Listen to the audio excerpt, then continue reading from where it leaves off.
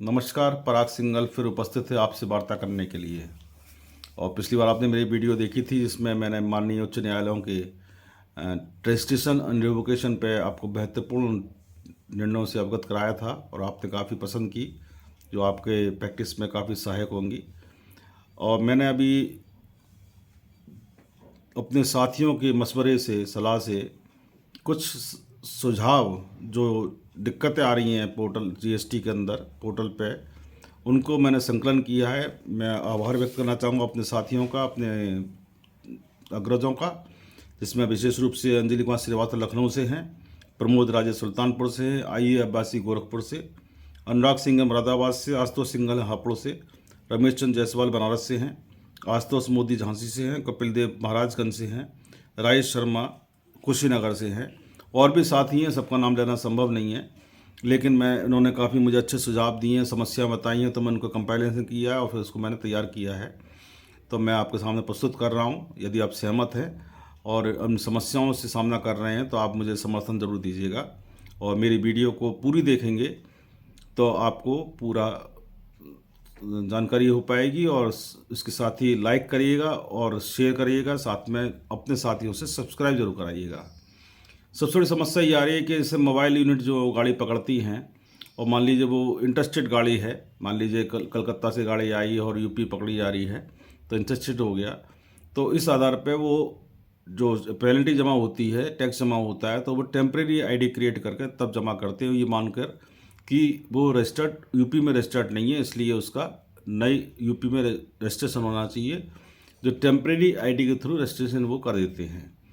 Temporary ID का password और ID जो है वो मेल पे और मोबाइल पे जाती है पार्टी के, लेकिन जब वो उस टेम्प्रेरी आईडी को यदि 3 महीने तक नहीं खोला या 1 महीने तक नहीं खोला तो वो टेम्प्रेरी आईडी इनएक्टिवेट हो जाती है, उसके पासवर्ड को रीसेट करना पड़ता है। ये व्यवस्था गलत है। जब तक मामला सुलट ना जाए, तब तक अपील निस्तारित ना हो जाए, तब तक वो टेम्प्रेरी आईडी को एक्टिव रहना चाहिए, चाहे पासवर्ड चेंज हो या ना हो। दूसरी समस्या ये आ रही है कि उस टेम्प्रेरी आईडी पे जो मोबाइल यूनिट के द्वारा जो इशू डॉक्यूमेंट्स हैं, नोटिस हैं, जैसे मूव है, मूव 2 है, मूव 7 है, मूव 8 9 है, मूव 5 है, और इसके साथ जो डॉक्यूमेंट्स अटैचमेंट होता है, इनक्लोजर्स होते हैं, वो आजकल टेम्प्रेरी आईडी पे शो नहीं होते हैं, जिसके लिए बहुत ही दिक्कत हो रही है अपील के अंदर। मान लीजिए एक पश्चिम बंगाल का कलकत्ता का एक व्यापारी है, उसकी गाड़ी आगरा पकड़ी गई और टेम्प्रेरी आईडी पे उसको मूव 7, मूव 9, मूव 2, मूव 1 आदि दिखाई नहीं पड़ रहे हैं, और उसको कलकत्ता से आगरा आकर डॉक्यूमेंट कलेक्ट करने पड़ रहे हैं। तो ये बहुत ही पेनफुल काम हो गया है। तो इस बारे में सरकार अवश्य ध्यान दे, क्योंकि ये बहुत ही महत्वपूर्ण और बहुत ही क्रूशल प्रॉब्लम हो गई है इस समय। इसके साथ ही मैंने जो पत्र भेजा है उसमें आपको जो अदर पॉइंट है बता रहा हूँ। मासिक या त्रैमासिक नियत अंतिम तिथि में रेवा पड़ जाता है, तो रिटर्न दाखिल करने की अंतिम तिथि को पोर्टल स्वतः ही एक दिन बढ़ा दे।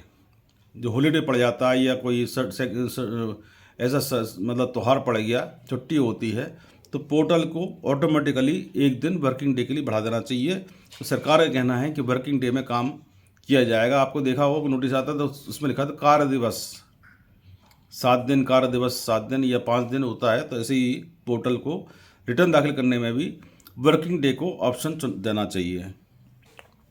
दूसरा है ITC cut off date GST 3B को दाखिल करने की अंतिम तिथि 20 तारीख निर्धारित है। साथ ही देकर जो टैक्स जमा करना होता है, एडिविडेंट टैक्स जमा करना, उसकी तारीख भी 20 तारीख है। इस बारे में मेरी प्रॉब्लम्स मैंने जो खुद देखी है, लोगों से बात करी है, कि मान लीजिए उसका रिटर्न तैयार हुआ टैक्स पेयर का और उसने जो है टैक्स 19 तारीख जमा करने गया, 19 तारीख को छुट्टी पड़ गई या बैंक की कनेक्टिविटी चली गई। अब 20 तारीख को 20 तारीख संडे है, अब वो बट नेचुरली 21 को जमा कर पाएगा। तो इसके लिए अब 21 जमा किया तो उसको एक दिन की लेट फीस देनी पड़ेगी। और ज़रूरी नहीं कि पोर्टल चले, पोर्टल में कई बार कनेक्टिविटी टूट जाती है, ये पोर्टल नहीं चल पाता है, तो अनयूजली मतलब ये एक व्यर्थ का व्यापारी पर टैक्स पेयर पर 1 डे या 2 डेज़ का पेनल्टी लेट फीस की लग जाती है। इसके लिए मेरा सुझाव मैंने दिया है कि डिपॉजिट डेट जो होनी चाहिए वो अलग होनी चाहिए, उसके 2 दिन बाद रिटर्न दाखिल करने की सुविधा मिलनी चाहिए। जैसे मान लीजिए 20 तक लास्ट डेट है, तो 18 तारीख तक टैक्स जमा करने की डेट हो और 2 दिन बाद 20 लास्ट डेट हो, या 20 तक टैक्स जमा करने की डेट रख दी जाए और 22 तारीख रिटर्न दाखिल करने की सुविधा दे दी जाए। ये बहुत ही लाभदायक होगी। इसमें कोई रेवेन्यू लॉस नहीं होगा गवर्नमेंट को, बल्कि इजी गोइंग रहेगा। दूसरा, मिसमैच की समस्या आती है। मिसमैच में तुरंत 17, 18, 19 में डिपार्टमेंट थोक में नोटिस जारी कर रहा है, जबकि मिसमैच की प्रॉब्लम्स को सॉल्व करना व्यापारी का काम है और पोर्टल का काम है। पोर्टल में कुछ कमियां हैं जिसके बारे में आपसे कई वीडियो बता चुका हूं। तो मिसमैच को सॉल्व करने के लिए विभाग को एक मतलब दयालुता दिखाते हुए या मर्सी को देते हुए 90 दिन का समय दिया जाए कि मिसमैच को वो करेक्ट कर ले। कई बार सेलर जो है जीएसटी वन चढ़ा नहीं पाता है, और जबकि चीज़ 3B में परचेजन चढ़ा दिया तो वो सेलर अगले महीने दिखाएगा, इस दौरान नोटिस आ गया। तो टैक्स पेयर को समय तो दीजिए आप मिसमैच को सेटल करने के लिए।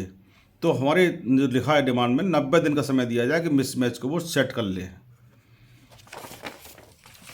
तीसरा है जो टैक्स प्रोफेशनल्स और डीलर्स का जानकारी का अभाव था प्रारंभ के दौर में।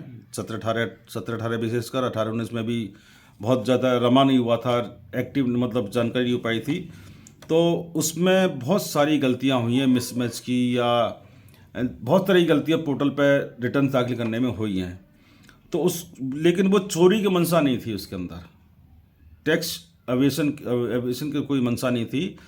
तो विभाग को कर चोरी ना मानते हुए और धारा 61 में स्क्रूटनी जो हो रही है उसमें नोटिस जारी हो रहे हैं, उस पर रोक लगाते हुए राहत देनी चाहिए। और डीलर को छूट, जैसे आपने मिसमैच का मैंने कहा कि मिसमैच जो है उसको 90 दिन समय दिया जाए, तो इस तरह से 61 की स्क्रूटनी को प्रक्रिया में राहत भरी दृष्टि के साथ स्क्रूटनी की जानी चाहिए। यदि कोई बड़ी गलती सामने आती है जिसमें कर चोरी की मंशा स्पष्ट रूप से प्रदर्शित होती है, तब ही डीलर्स को नोटिस भेजा जाए, अन्यथा साधारण तरीके से एक्ट की धारा 125 के अंदर न्यूनतम अर्थदंड जमा करा लिया जाए। इससे विभाग की वैधानिक कार्रवाई जो कर रही है, नोटिस दे रही है, सुनवाई कर रही है, तो जो इस प्रक्रिया में जो पैसा खर्च हो रहा है डिपार्टमेंट का, टाइम वेस्ट हो रहा है और जो विवादों की संख्या बढ़ रही है, वो कमी आएगी, खर्चे में भी और विवादों में कमी आएगी। इससे सरकार को कहीं भी रेवेन्यू लॉस नहीं होगा, और बल्कि विभाग बनाम डीलर्स के विवाद में कमी आएगी।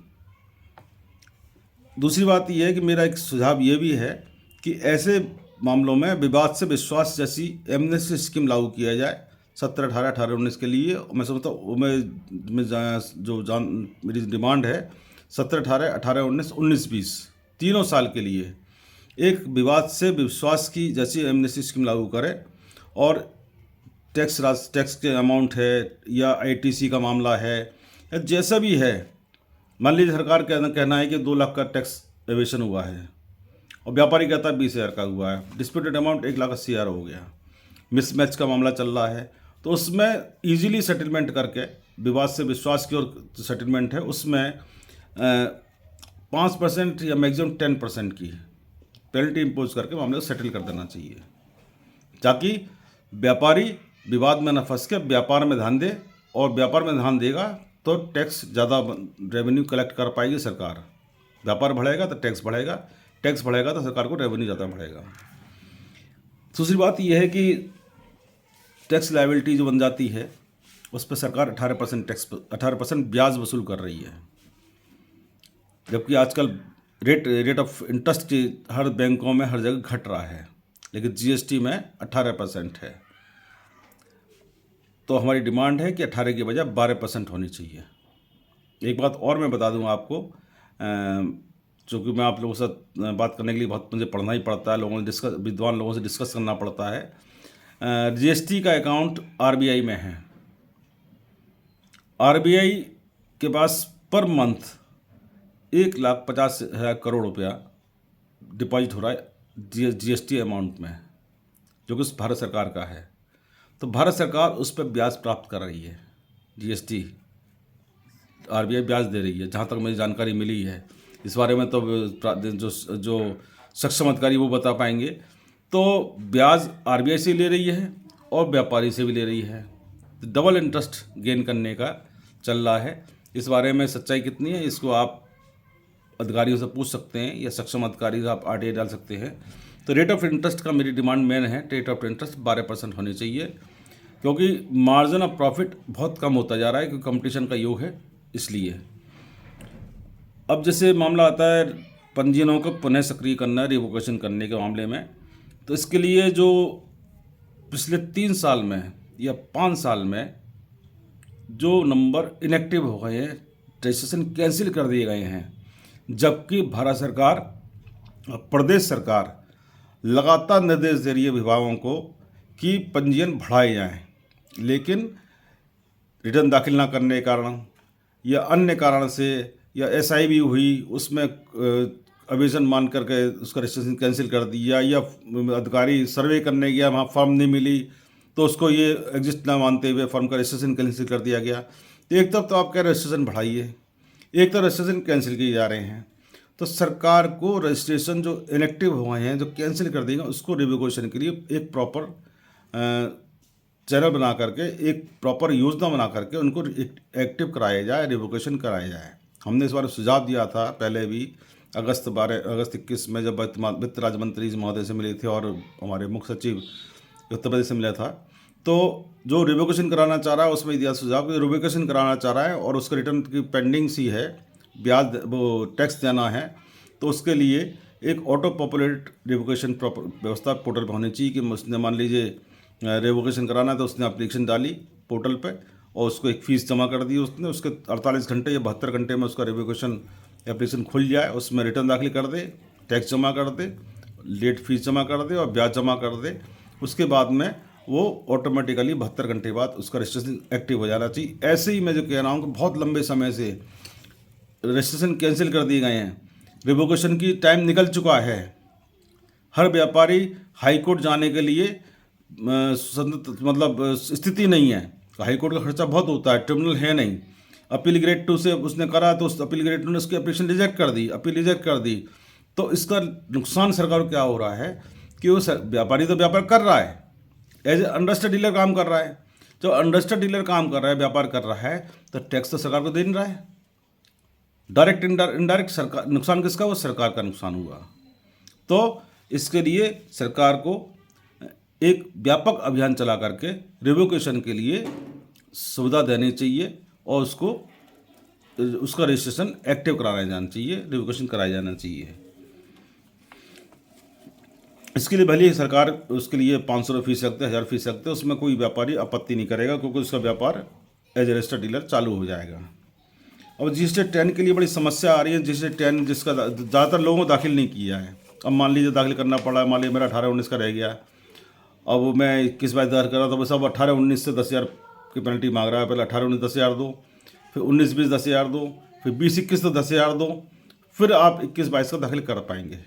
तो 40,000 रुपये कोई भी डीलर्स भरने के लिए तैयार नहीं है। उसने बोला साहब मैं तो दाखिल ही नहीं कर रहा, जो होगा देखा जाएगा, 40,000 कौन दे। तो इसके लिए सरकार,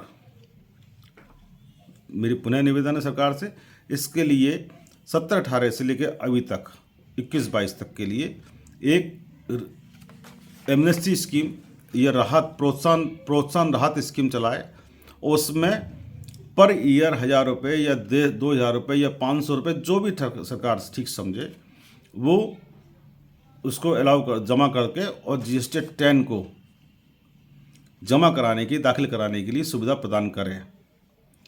क्योंकि 10,000 पर ईयर के चक्कर में सरकार जीएसटी 10 को अपलोड नहीं करा पा रही है और उससे मे भी पॉसिबल कि रेवेन्यू लॉस हो रहा हो। तो अगर लेट फीस उस पर लगा करके 1,000, 500 या 2,000, जो भी सरकार ठीक समझे, लगा करके आप जीएसटी 10 को ऐसे अपलोडिंग करा देते हैं, तो सरकार को लेट फीस का जो अमाउंट है एमनेस्टी स्कीम के अंतर्गत वो प्राप्त हो जाएगा। यही स्थिति जीएसटी 4 की है कि जीएसटी 9A और जीएसटी 4 में काफ़ी कन्फ्यूजन रहा और 31 जुलाई लास्ट डेट थी, तो बहुत से व्यापारी जमा ही नहीं कर पाए। और अगले साल जमा कराने चाह रहे तो पिछले वो 10,000 रुपये मांग रहा है। तो ऐसी स्कीम GST 4 पे भी आनी चाहिए, ये हमने मांग रखी है। और 9 जो है GST 9, उसमें बहुत सी कमियां हैं जिसके बारे में पत्र मैंने भेज चुका हूं। मेरे साथ ध्यान आ रहा है, मई 21 में पत्र भेजा था मैंने, लॉकडाउन के बाद में। मैंने दो तीन अधिकारी मेरे मित्र हैं, उनसे मैंने डिस्कस किया था। और GST 9 को थोड़ा सा इजी गोइंग बनाना चाहिए। इजी गोइंग बना करके साथ में 2 कॉलम बढ़ाए जाने चाहिए कि ओपनिंग बैलेंस और क्लोजिंग बैलेंस, तभी आपको सब चीज़ मिल पाएगी। GST 9 प्रेजेंटली ये है कि आपने एक कंपाइलेशन बना दिया है कि registered purchase, unregistered purchase, tax rate के साथ परचेज और कितना टैक्स आप जमा किया, इसका कंपाइलेशन देना है। मेरे हिसाब से 9 जो है वो compilation of the 12 month return जो आपने अपलोड कर दिए उसका है।